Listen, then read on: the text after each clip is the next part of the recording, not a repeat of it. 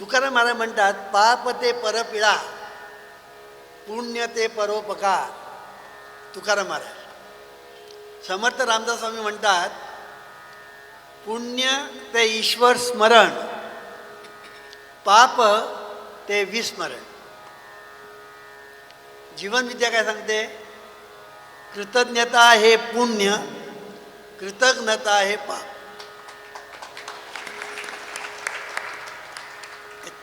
तिन्ही बरोबर आहे. हे तिन्ही बरोबर आहे. तिन्ही जरी बरोबर असलं तरी त्याच्यामध्ये थोडीशी चूक आहे. चूक काय आहे की आपण पाप ते परपीडा, परपीडा म्हणजे पाप नाही. परपीडा याचा अर्थ असा की दुष्कर्म. परपीडा म्हणजे दुष्कर्म, ते पाप नाही, ते दुष्कर्म. आणि हे दुष्कर्म त्याचा होणारा जो परिणाम, जो पुढे होणार आहे पण अजून झालेला नाही, त्याला पाप म्हणतात. तसं पुण्य. एखादं आपण सत्कर्म केलं म्हणजे परोपकार. परोपकार म्हणजे पुण्य नाही, तर परोपकार म्हणजे सत्कर्म. आणि ते सत्कर्म केल्यानंतर त्या सत्कर्माचं जे फळ ते मिळणार आहे पण मिळालेलं नाही, त्याला पुण्य असं म्हणतात. मला वाटतं I am very clear to it. मी अगदी स्पष्ट सोप्या भाषेमध्ये तुम्हाला सांगितलेलं आहे. म्हणजे पाप आणि पुण्य हे तुम्ही समजता तसं नाही, तर ज्याला आपण दुष्कर्म म्हणतो त्याच्यातून पाप निर्माण होतं, आणि ज्याला आपण सत्कर्म म्हणतो त्याच्यातून पुण्य निर्माण होतं. पण ते लगेच फळतं किंवा फळत नाही असा भाग आहे.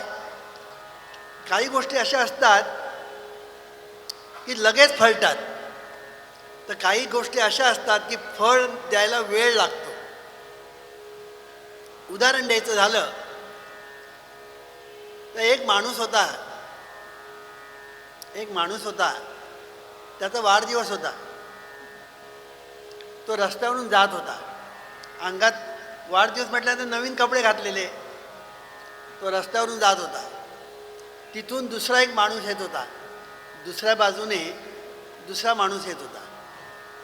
त्याला पान खायची सवय. कधी ह्याच्या तोंडामध्ये पान. आणि दुसरी त्याला वाईट सवय काय, कुठेही पिच करायचं. कुठेही पिच करायचं.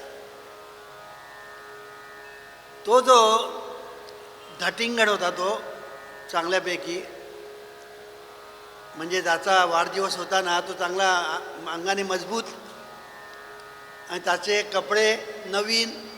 समोर येणारा माणूस जवळ यायला आणि पिच करायला एक गाठ झाली. ती सगळी पिचकारी यांच्या अंगावर. आता हे दुष्कर्म केलं की नाही, त्याने हे दुष्कर्म केलं. फळ तात्काळ त्याने अशी त्याच्या मुस्कुटात लगावली की सगळे दात खाली. इथे फळ तात्काळ. हाच माणूस, पिच करणारा माणूस, तोंडात मारण्यापूर्वीच पळून गेला. आणि कित्येक दिवस ह्याच्या नजरेलाच पडला नाही. मग कुठेतरी असा समारंभ होता आणि तो माणूस बरोबर त्या ठिकाणी आला आणि हा धटिंगणी तिकडेच होता. मग त्याने त्याला पकडला आणि एक मुस्कुटात मारली. म्हणजे 1 महिन्यानंतर त्यांनी मुस्कुटात मारली आणि मगाशी त्यांनी तात्काळ मुस्कुटात मारली. किती फरक आहे? फरक आहे. म्हणजे त्याला फळ मिळालं. एकाला तात्काळ मिळालं, तर दुसरा माणूस पळून गेला, त्याला फळ मिळालं 1 महिना लागला. आपल्या जीवनामध्ये असंच चाललेलं असतं. आपल्या जीवनामध्ये असंच चाललेलं असतं की आपण ज्या वेळेला एखादं कर्म करतो, सत्कर्म किंवा दुष्कर्म, हे आपण ज्यावेळेला करतो तर त्याचं फळ तात्काळ मिळतं किंवा मिळत नाही. किंवा मिळत नाही. हे जे तात्काळ मिळत नाही आणि तात्काळ काही कालांतराने मिळतं, हा जो एक भाग आहे हा महत्त्वाचा भाग आहे. इथे तुमचं जे कर्म आहे ते फळाला आलेलं नाही. कारण का, तो माणूस पळून गेलेला असतो, फळाला आलेलं नाही. पण फळाची ते वाट पाहतं, फळाची ते वाट पाहतं. एक गोष्ट जीवनविद्येने अत्यंत महत्त्वाचा सिद्धांत मांडला, तो म्हणजे असा की कर्माचं फळ हे कर्मातच आहे. जीवनविद्येचा एक महत्त्वाचा सिद्धांत की कर्माचं फळ कर्मातच आहे. हा सिद्धांत महत्त्वाचा काय आहे ते सांगतो तुम्हाला. भगवद्गीतेमध्ये असं म्हटलेलं आहे, कर्मण्येवाधिकारस्ते मा फलेषु कदाचन, असं म्हटलं आहे. आणि लोकमान्य टिळकांनी कर्मयोग रहस्य याच्यावर भगवद्गीतेमध्ये कर्मयोग सांगितलं. त्याच्यामध्ये त्यांनी असं सांगितलं की फळाची अपेक्षा न ठेवता कर्म करणं म्हणजे कर्मयोग. पण जीवनविद्यात वेगळं सांगते.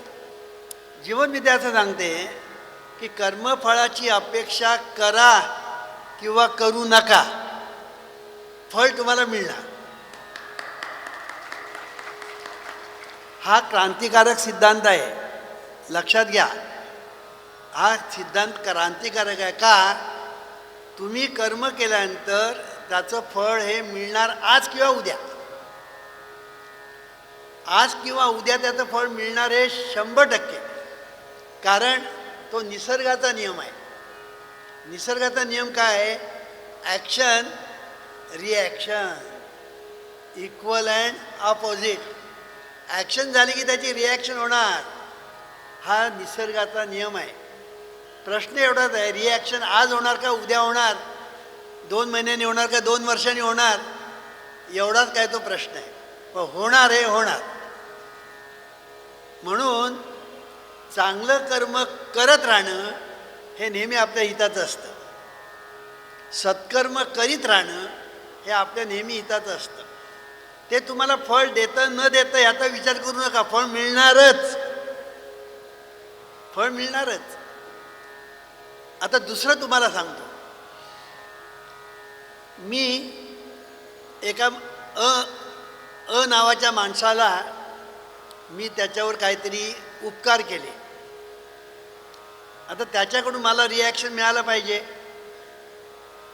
समजा त्याच्याकडून मला जर रिॲक्शन मिळाली नाही तर माझं सत्कर्म फुकट गेलं नाही, माझं सत्कर्म फुकट गेलं नाही. मग मला फळ दुसऱ्या कोणाकडून तरी मिळेल. तो हरामखोर असेल पण दुसरा रामभक्त असेल, तर मला दुसऱ्याकडनं मी जे सत्कर्म केलेलं आहे त्याचं फळ मला दुसऱ्याकडून मिळेल. म्हणून पुष्कळ लोक असं म्हणतात, अहो आम्ही त्यांच्यासाठी एवढं केलं पण त्यानं त्याचं काहीच नाही. रडू नका, हे मला सांगायचं. तू केलेलं कधीही फुकट जाणार नाही. तू केलेलं सत्कर्म कधीही फुकट जाणार नाही. ते तुझं फळणार. ते तुला ज्याच्याकडून अपेक्षा आहे त्याच्याकडून जरी नाही ते दुसरीकडून ते फळेल. ही काळ्या दगडावरची रेष. तर हा निसर्गाचा नियम आहे. निसर्गाचा नियम काय आहे? सुख द्या सुख घ्या किंवा दुःख द्या दुःख घ्या. तुम्ही जर वर्तमानपत्र उघडलं तरी सुद्धा तुम्हाला तात्काळ या गोष्टी सापडेल. असे कितीतरी घोटाळे आणि दुष्कर्म करणारी माणसं आज उच्च पदावर आहेत. त्यामुळे लोकांना काय वाटतं, काही केलं ना तरी चालतं. तसं चालत नाही हे लक्षात ठेवायचं. एक लक्षात ठेवायचं की शासनाकडून जर तुम्हाला शिक्षा झाली नाही तर न्यायालयाकडून होईल, आणि न्यायालयाकडून जर झाली नाही तर निसर्गाकडून होईल. निसर्गाकडून जी शिक्षा त्याला झालेली असेल ना ती तुम्हाला दिसणार पण नाही, पण त्याला ती झालेली असते. त्याला ती शिक्षा होते पण ती तुम्हाला दिसत नाही. जवळच्या माणसांना दिसेल, लांबच्या माणसांना दिसणार नाही, कारण ते पेपरमध्ये छापून येणार नाही. तर सांगायचा मुद्दा असा की सत्कर्म केल्यानंतर तुम्हाला फळ मिळणारच आणि दुष्कर्म केल्यानंतर तुम्हाला फळ मिळणारच, याबद्दल तुम्ही निश्चिंत असा. आणि म्हणून आज नाही मिळालं तर मला उद्या मिळेल, उद्या नाही तर परवा मिळेल, पण मिळणार. ही काळ्या दगडावरची रेष आहे. आणि म्हणून सत्कर्म कुठल्याही परिस्थितीत सोडायचं नाही आणि दुष्कर्म करायचं नाही. एवढं पथ्य जर आपण पाळलं तर जीवनामध्ये सुखच सुख, जीवनामध्ये आनंदाची दिवाळी. सत्कर्म करणं म्हणजे आनंद वाटणं आणि दुष्कर्म करणं म्हणजे दुःख वाटणं. म्हणून जे दुष्कर्म करतात ते नेहमी दुःखाचं वाटप करत असतात आणि दुःखाचं वाटप करत असताना ते दुःख त्यांच्यावर बुमरँग होऊन परत येत असतं, हेही आपण लक्षात ठेवा. सत्कर्म करत असताना आनंद वाटत असतात आणि आनंद वाटणाऱ्याला तोच आनंद बुमरँग होऊन त्याच्याकडे परत येतो. हा सुद्धा निसर्गाचा नियम आहे. आणि म्हणून जीवन आपल्याला जर सुखच सुख पाहिजे असेल तर सत्कर्म करणं याला पर्याय नाही, पर्यायच नाही. दुष्कर्म करून तुम्ही म्हणाल अहो ती माणसं दुष्कर्म करतात आणि मोटार उडवतात, बंगले उडवतात, अमुक करतात, तमुक करतात, सत्तेवर आहेत, असू द्या, असू द्या. पण एक लक्षात ठेवायचं, त्यांनी जर दुष्कर्म केलं असेल त्याची फळ त्यांना मिळाल्याशिवाय राहणार नाही, राहत नाही. आणि म्हणून जीवनविद्येने हा पाप आणि पुण्य हा जो सांगितलेला आहे तो विषय आता जर नीट समजावून घेतला तर तुमच्या ध्यानात एक गोष्ट येईल की पाप म्हणजे काय आणि पुण्य म्हणजे काय. आता आणखीन एक महत्त्वाचा सिद्धांत सांगतो की हे पाप आणि पुण्य जमा कुठे होतं. हे पाप आणि पुण्य जमा कुठे होतं, त्याला जीवनविद्येने नाव दिलं आहे डिवाइन बँक. Divine bank. या डिवाइन बँकमध्ये हे जमा होतं. हे डिवाइन बँक आहे कुठे, आपल्या हृदयात. आपल्या हृदयामध्ये डिवाइन बँक आहे आणि या डिवाइन बँकमध्ये हे पाप पुण्य जमा होतं. कसं ते तुम्हाला सांगतो. सत्कर्म केलं किंवा दुष्कर्म केलं की मगाशी सांगितल्याप्रमाणे लगेच त्याचं फळ मिळत नाही नॉर्मली. मग काय होतं, त्याचे जे ठसे आहेत ते ठसे अंतर्मनाच्या द्वारे डिव्हाइन बँकमध्ये जमा होतात. ते ठसे अंतर्मनाच्या द्वारे डिव्हाइन बँकमध्ये जमा होतात आणि असे हे जे जमा होतात तो संचिताचा भाग असतो. तो संचिताचा भाग असतो. आता गंमत अशी आहे की तुम्ही आम्ही सर्व मंडळी बँकेचे व्यवहार करणारे आहोत. बँकेमध्ये तुम्ही पैसे ठेवता, बँकेमध्ये तुम्ही पैसे ठेवता. ज्या वेळेला तुम्हाला गरज लागते त्यावेळेला तुम्ही बँकेत जाता आणि काउंटरवर तुम्ही चेक देता. काउंटरवर तुम्ही चेक देता किंवा पे स्लिप देता आणि त्याप्रमाणे तुम्हाला पैसे मिळतात. त्याप्रमाणे पैसे मिळतात. आता बँकेमध्ये तुमचे पैसेच नसतील तर तुम्ही 10 चेक दिले आणि 10 पे स्लिप दिल्या ते तुम्हाला एक पै पण मिळणार नाही. पण बँकेमध्ये पैसे असतील तर तुम्हाला ते मिळतील. आता आपल्याकडे जी डिव्हाइन बँक आहे त्या डिव्हाइन बँकमध्ये पाप आणि पुण्य यांचा इतका संचय झालेला असतो. म्हणून संचित, संचित शब्द जो आहे ना त्याचा एवढा संचय झालेला असतो की तुम्ही ते किती जरी काढलं ना तरी कमीच, किती काढलं तरी कमीच. पण काढायचं काय आणि घालायचं काय हा महत्त्वाचा भाग आहे. काढायचं काय आणि घालायचं काय हा महत्त्वाचा भाग आहे. म्हणून बँकेत घालायचं काय पाप आणि पुण्य मगाशी सांगितलं, पैशाचे दोन प्रकार. तिकडे पैसा फक्त एकाच प्रकारचा असतो, इथे पाप आणि पुण्य गोडाऊनमध्ये आहे किंवा बँकेत आहे. ह्याच्यातून तुम्हाला जे काढायचं असतं ते तुम्ही बँकेच्या काउंटरवर जाऊन काढायचं असतं. आणि म्हणून आपल्या ठिकाणी जी डिवाईन बँक आहे, त्या डिवाईन बँकच्या काउंटरवर तुम्ही गेलात की आपल्याकडे जो चिंतन नावाचा जो भाग आहे, त्या चिंतनाचा चेक तुम्ही जर दिलात की त्या चेकप्रमाणे तुम्हाला पैसे मिळतील. तुम्ही म्हणा वामनराव हे काय आम्हाला समजत नाही. मला माहिती आहे तुम्हाला समजायला जरा कठीण जाईल, पण जरा समजावून घेण्याचा प्रयत्न करा. मी मगाशी सांगितलं तुम्ही सगळी मंडळी सुशिक्षित, अभ्यासू, चिकित्सक, आणि म्हणून तुम्हाला कळायला कठीण जाणार नाही असं मला वाटतं. म्हणून मी तुमच्या पुढे हा विषय मांडतो आहे.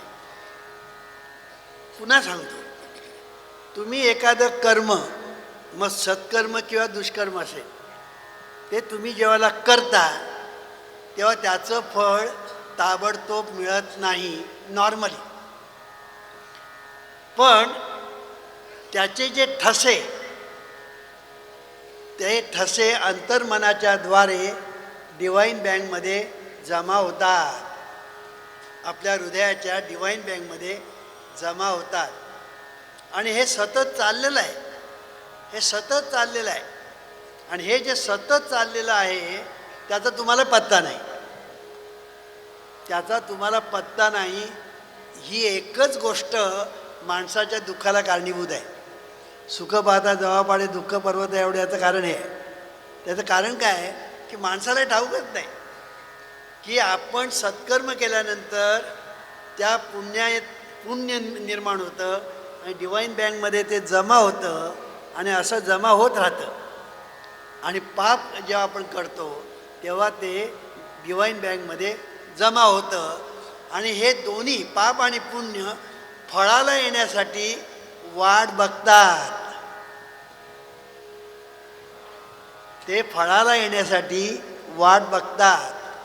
म्हणून इंग्लिशमध्ये सांगायचं झालं, auspicious or inauspicious actions laws in the subconscious mind, waiting for favorable circumstances for manifestation in life, can be called पाप or पुण्य. इंग्लिशमध्ये सांगितलं जरा कोणाला की आपल्या ठिकाणी असणं, आपण कर्म केलं रे केलं की त्याचे ठसे उमटतात. ते अंतर्मनाच्या द्वारे डिवाईन बँकमध्ये जमा होतात आणि जमा झालेले ते पाप आणि पुण्य फळाला येण्यासाठी वाट पाहतात. फळाला येण्यासाठी वाट पाहतात. मी एक गोष्ट सांगतो, महाभारतातली गोष्ट आहे. परीक्षित राजा होता आणि एक दिवस तो असा शिकारीला गेला होता रानामध्ये. त्या रानामध्ये एक ऋषीची झोपडी होती.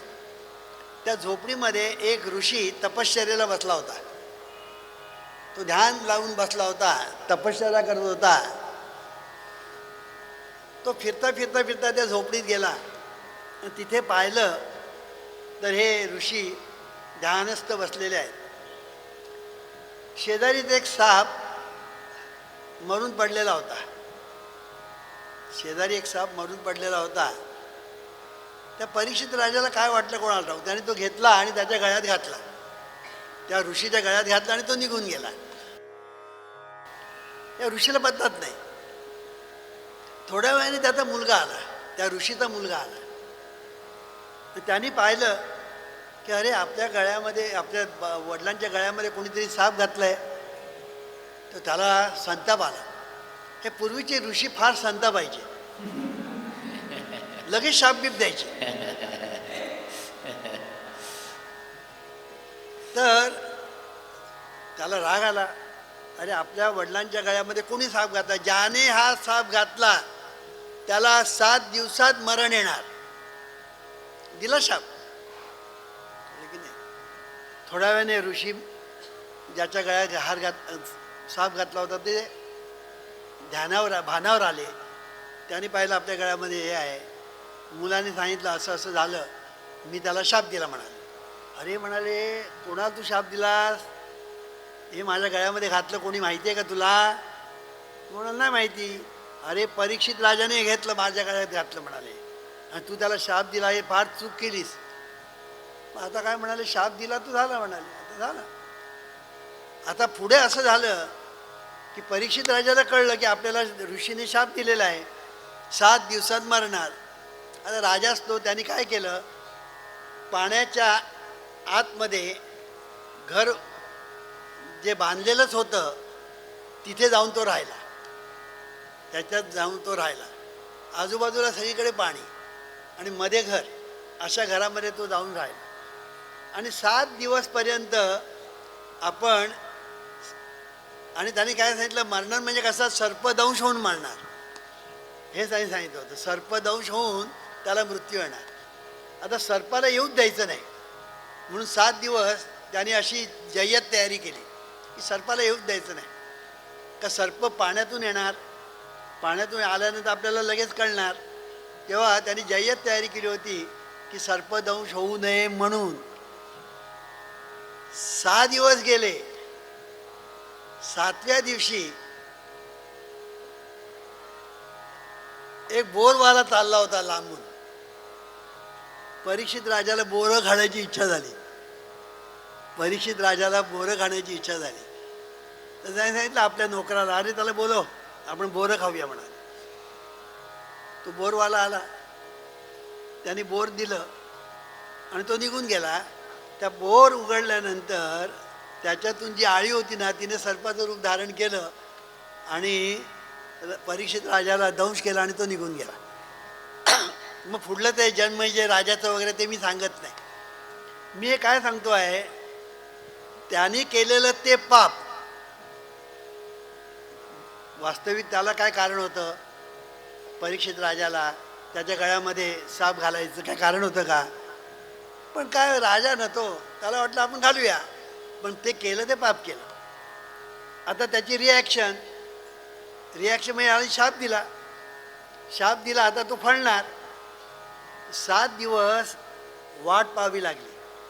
7 दिवस, जर 7 दिवस त्यांनी जर व्यवस्था केली नसती तर दुसऱ्याच दिवशी साप चावला असता. पण याने ती व्यवस्था केली होती की ती साप न येण्यासाठी. पण शेवटी त्या बोरातून ती आळी आली, सापाचं रूप धारण केलं. तो तक्षक राजा म्हणतात, ते महाभारतात त्या तक्षकाचं वर्णन. हे मी काय सांगतो आहे, 7 दिवस त्यांनी वाट पाहावी लागली मृत्यूची. सर्पदंश झाला, परीक्षित राजा मेला. हे मी काय सांगतोय, 7 दिवस त्यांनी वाट पाहिली. काही लोकांना 7 वर्षही वाट पाहावी लागते. हे का होतं, याचं कारण ॲक्शन झाल्यानंतर रिॲक्शन ही ताबडतोब व्हावी का उशिरा व्हावी, हे त्या ॲक्शनच्या स्वरूपावर अवलंबून असतं. काही ॲक्शन्स अशा असतात की रिॲक्शन तात्काळ, मगाशी मी सांगितली. तर काही ॲक्शन अशा असतात की रिॲक्शन व्हायला वेळ लागतात, पण होतात. कर्माचं फळ कर्मातच असतं. हा जीवनविद्येचा सिद्धांत अत्यंत महत्त्वाचा आहे, आपण लक्षात ठेवायचं. आणि हा सिद्धांत आपण लक्षात ठेवला की कर्माचं फळ कर्मातच असतं. आणि मग आपण जे कर्म करतो त्याच्यामध्ये आपण बऱ्याच वेळेला पाप करतो, बऱ्याच वेळेला पुण्यही करतो. पाप आणि पुण्याचा संचय त्या डिवाईन बँकमध्ये होत असतो. त्याची फळंही आपल्याला मिळत असतात, आपण ती भोगत असतो. सुख आणि दुःख, सुख म्हणजे पुण्याचं फळ, दुःख म्हणजे पापाचं फळ, तेही आपण भोगत असतो.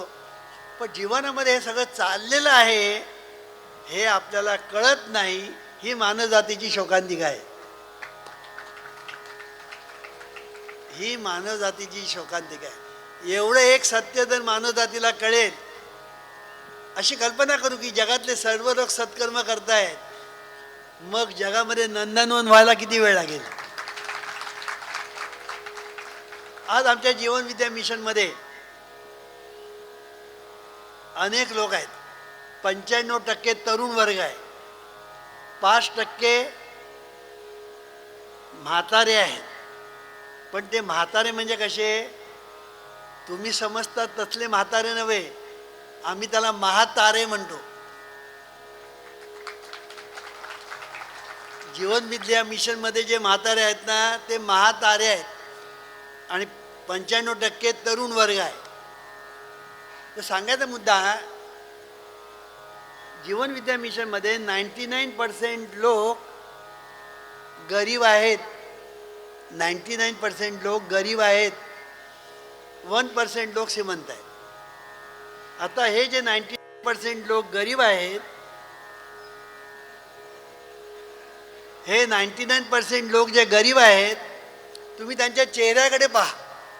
जीवन विद्येने जे सांगितलं त्याप्रमाणे जे केलं, ज्याने केलं, त्यांच्या वाट्याला आनंदच आला, आनंदच येत आहे आणि आनंदच येत राहणार. कारण ते आनंद वाटत असतात, कारण ते आनंद वाटत असतात. तुम्ही म्हणा कसं हो, सांगतो तुम्हाला. आता संबंध डोंबिवलीमध्ये आमचे नामधारक तुमच्या घरी आले ना, अहो ही पुस्तकं घ्या, आले ना, ते काय भिकारी आहेत किंवा त्यांना काय उद्योगधंदा नाही किंवा ते रिकामटेकडे आहेत? नाही, सगळेजण उद्योगधंदा करणारे आहेत. मी सुद्धा मंत्रालयात काम करत होतो. तर सांगायचा मुद्दा की इथे कोणी रिकामटेकडे नाही, सगळे कामावर जाणारे लोक आहेत. पण वेळात वेळ काढून, क्वचित रजा घेऊन ही मंडळी तुमच्या दारात येतात, ही पुस्तकं घ्या म्हणतात, प्रवचनाला या म्हणतात. कशासाठी हे करतात हो? त्यांना कमिशन काय? काही लोक विचारतात का हो तुम्ही हे पुस्तक वाटता वगैरे, तुम्हाला कमिशन काय मिळतं हो? मग आमचे नामधारक काय सांगतात माहिती आहे? हे जीवन विद्या मिशन आहे, इथे कमिशन नाही. पण एक कमिशन आहे, एक कमिशन आहे, ते म्हणजे पुण्य. या नामधारकांना जे मिळतं ना ते पुण्य मिळतं आणि त्या पुण्याचा संचय त्यांच्या डिवाइन बँकमध्ये होत असतो आणि तो त्यांना फळत असतो. म्हणून त्यांच्या चेहऱ्यावर आनंद असतो, म्हणून त्यांची कामं होतात. कुठेही गेलात ते त्यांची कामं होतात, कुठेही गेलात तरी त्यांचं स्वागत होतं. कारण ते ज्ञानदान करत असतात. ज्ञानदान. आमची पुस्तकं तुमच्यापर्यंत नेतात म्हणजे आमच्या पुस्तकातलं ज्ञान तुमच्यापर्यंत पोचवतात आणि ज्ञानदानासारखं पुण्य या जगात दुसरं नाही. मग तुकाराम म्हणते का अभंग आहे,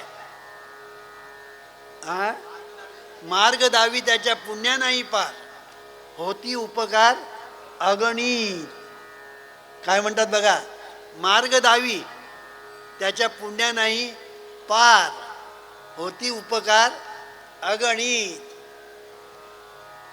म्हणजे पुण्य ते परोपकार. या ठिकाणी जे पुण्य मिळतं त्यांना ते त्यांच्या बँकेत जमा होतं आणि ते पुण्य त्यांच्या जीवनामध्ये त्यांना सतत फळत असतं.